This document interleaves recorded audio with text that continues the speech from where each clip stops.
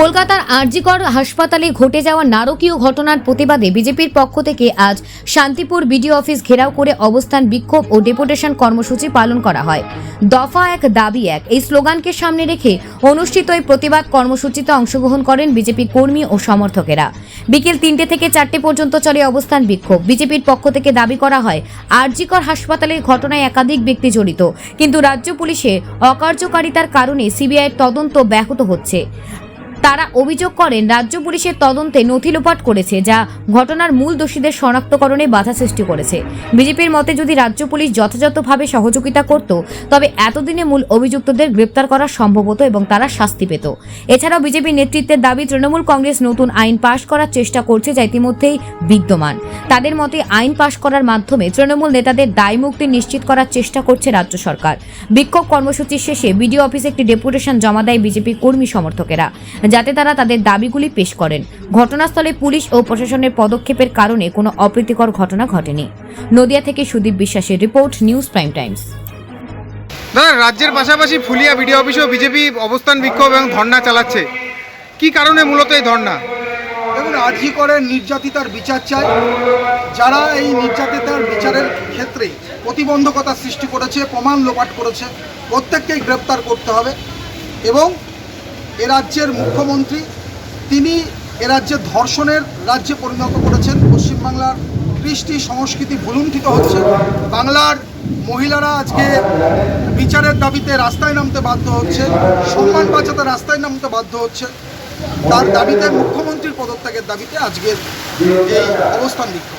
আরেকটা প্রশ্ন রাখবো যে ইতিমধ্যে তো বিধানসভায় বিল পাস হয়েছে ধর্ষণ বিরোধী, সেখানে তো বিজেপি সাপোর্ট করেছে এবং তারপরেই তো বিল পাস হয়েছে।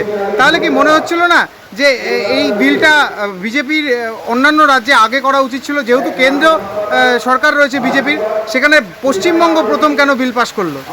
দেখুন, পশ্চিমবঙ্গে নারী নির্যাতনের ঘটনা সারা ভারতবর্ষে সবচেয়ে বেশি। আমাদের দিদিমণি নারী নির্যাতনে পশ্চিমবাংলাকে প্রথম স্থান অধিকার করিয়েছেন ভারতবর্ষে। ফলে পশ্চিমবঙ্গ সরকার যে বিল এনেছে, ধর্ষণ এবং নারী নির্যাতনের বিরুদ্ধে যে কোনো পদক্ষেপকে ভারতীয় জনতা পার্টি সমর্থন করে। উনি বিল এনেছেন, ওনার বিলে কী আছে না আছে সেটা পরবর্তী বিষয়, কিন্তু ধর্ষণ বিরোধী কোনো আন্দোলন, বিচারের দাবিতে কোনো আন্দোলন, তাকে আমরা সমর্থন করব। একদম শেষ প্রশ্ন করব, সেটা হচ্ছে যে ইতিমধ্যে তৃণমূলের পক্ষ থেকে অভিযোগ করা হচ্ছে যে বিজেপি নেতা নেত্রীরা সব থেকে বেশি ধর্ষণ এবং মেয়েদের অত্যাচারের বিষয়ে তাদের নাম সব থেকে বেশি। তো সুতরাং আজকে এই ধর্ণা অবস্থান করে কোনো লাভ নেই।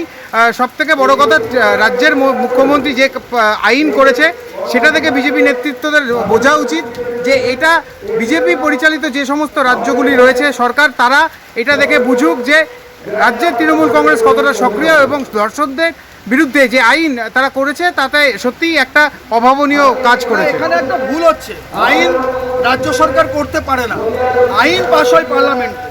উনি একটা বিল এনেছেন, সেই বিলটা রাজ্যপালের মারফত রাষ্ট্রপতির কাছে যাবে, সেটা আলাদা প্রশ্ন, আমরা তাকে সমর্থনও করেছি। কিন্তু প্রশ্নটা হচ্ছে, মুখ্যমন্ত্রী একদিকে বিল আনবেন আর নারী নির্যাতন হলে মহিলাদের রেট ঠিক করে দেবেন, ধর্ষণ যিনি ধর্ষিতা তার রেট ঠিক করে দেবেন, এটা পশ্চিমবাংলায় চলছে, এটা হতে পারে না। আর এই সমস্ত কথা হচ্ছে তৃণমূলের মুখে মানায় না, এরা নোংরা কথাবার্তা বলছে। আপনারা দেখেছেন যে মানে এমন পরিস্থিতি দাঁড়িয়েছে যে রামায়ণে আমরা জানতাম সীতা হরণ হয়েছিলেন, তা সীতাকে কেন হরণ করা হলো? রাবণ তুমি জবাব দাও বলে রাবণ নিজেই মিছিল করছে। এক ভয়ঙ্কর পরিস্থিতি, মানে গোটা রাজ্যে মুখ্যমন্ত্রীর কথার জন্য অপরাধীরা তারা উৎসাহিত হচ্ছে এবং ধর্ষণের ঘটনা বাড়ছে।